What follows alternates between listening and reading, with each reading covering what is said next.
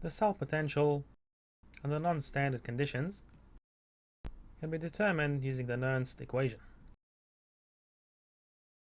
And recall that the Gibbs free energy change under non-standard conditions is given as follows.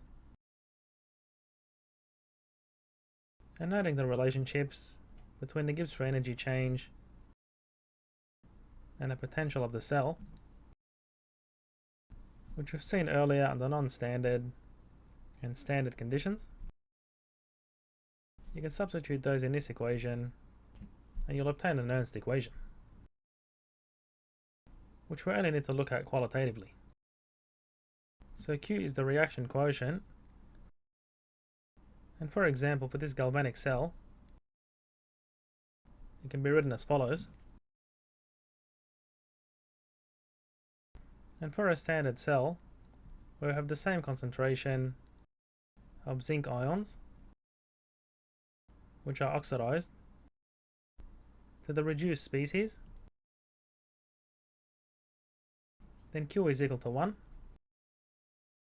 and the cell potential is equal to that under standard conditions.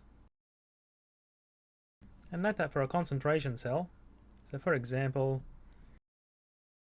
if we had a different concentration of zinc to copper, then Q in this case would be greater than 1, and therefore this term would be positive, and the cell potential under non-standard conditions would be less than E0. So if the reaction is thermodynamically favored, where E is positive, then the reaction will shift to create more products, and therefore the concentration of zinc will increase and copper would decrease. And electrons will continue to flow through the wire until this term becomes equal to E0,